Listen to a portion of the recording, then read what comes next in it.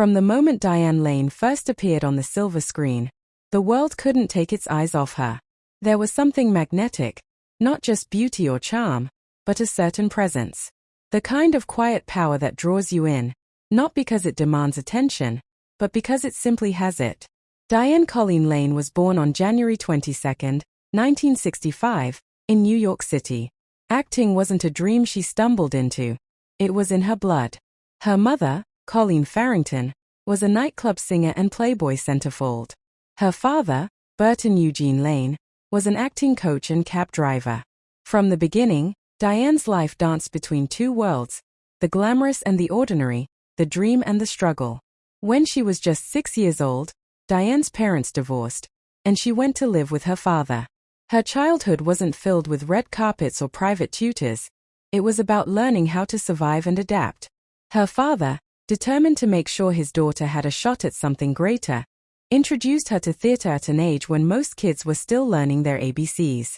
At just 13, Diane starred in A Little Romance, her first major film, and it made her a worldwide sensation overnight. Critics hailed her as Hollywood's next golden girl. Time magazine even featured her as one of the most promising young stars of her generation. But that sudden success was a double-edged sword. Fame can be intoxicating, but for a young teenager, it can also be overwhelming. She once recalled, "It was too much, too soon. I was a kid pretending to be a grown-up." By the early 80s, Hollywood had already decided what Diane Lane should be. Another pretty face to decorate the big screen. But that was never who she wanted to be. She wasn't chasing fame. She was chasing depth. The kind of roles that would allow her to feel, to express, to say something real. Yet, the industry isn't kind to women who want to think rather than pose. Diane struggled through a phase that many child stars never make it out of. The awkward in-between years when Hollywood moves on to the next big thing. Her career slowed, and for a while, she felt invisible. But invisibility gave her something fame never could: perspective. She stepped away from the spotlight and focused on learning, traveling, and reconnecting with herself. She read poetry, took voice lessons, and explored stage acting again.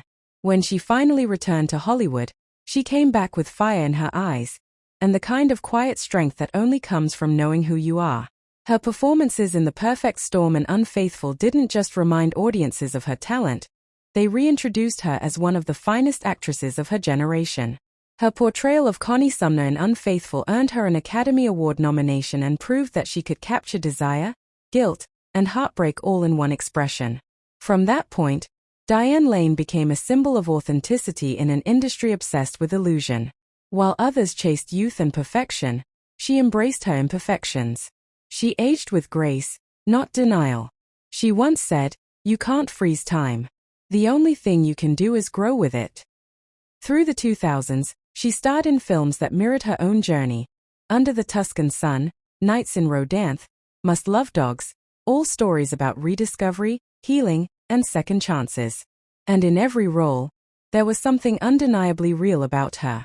You could feel that she wasn't acting a part, she was living it. But behind the glow of success, Diane was still fiercely private. Unlike many of her peers, she didn't feed the tabloids. She protected her life, her peace, and her truth. That's why when she spoke, people listened. Then came the interview, the one that caught everyone's attention.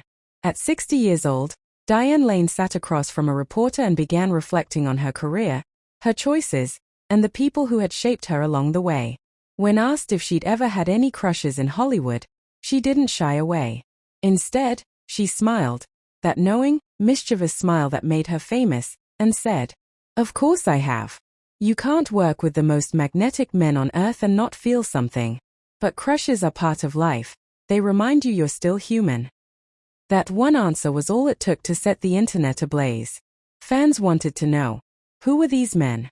What had she felt? Was she talking about co-stars? Directors? Someone unexpected? But Diane didn't name names. Not yet. She only said that every person she admired had taught her something important about herself, about love, desire, and the thin line between performance and reality. She explained, "Sometimes, what you see on screen isn't acting, it's connection. You share a look, a moment, And for a second, you forget the cameras. It's beautiful, and terrifying, and fleeting. Those words struck a chord. Suddenly, her old films were being rewatched, every scene analyzed for clues. Was it Richard Gere in Unfaithful? Josh Brolin, her ex-husband? Maybe Kevin Costner, her co-star in Man of Steel? The truth, of course, was more poetic than gossip-worthy. Diane wasn't confessing scandals. She was confessing emotions. She had simply reached that stage of life where she no longer needed to hide behind PR statements or polished interviews. She was finally speaking as Diane Lane, not as a character, honest, funny, unfiltered. She said, "I've spent my whole life pretending to be in love. Maybe it's time to admit when I actually was." That single sentence became a spark. The moment fans realized this wasn't just another celebrity soundbite. This was a woman reflecting on a lifetime of emotion, passion, and unspoken truth. But Diane's story wasn't just about love or Hollywood glitz.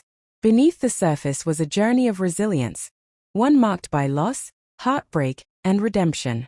Her relationship with Josh Brolin, once a Hollywood dream, ended in divorce amid rumors and misunderstandings. But Diane never painted herself as the victim. She faced it with quiet dignity, saying only, "Life happens. You love, you hurt, you grow." And she did grow, into a woman who refused to be defined by age, fame, or the men she'd known. Instead, she defined herself by grace, depth, and integrity. Every wrinkle, every scar, every silence, they told her story better than any script could. She often spoke about how the industry glorifies beginnings but forgets to honor endurance. "We celebrate discovery," she said, "but we rarely celebrate survival." And Diane Lane was a survivor, not just of Hollywood, but of the emotional storms that come with living a deeply felt life. Behind that calm, elegant smile was a woman who had walked through fire and emerged stronger, softer, and more self-aware than ever before. As she sat in that interview room, the cameras capturing every nuance of her expression, you could tell she was ready to tell the truth that had been kept behind decades of professionalism and silence.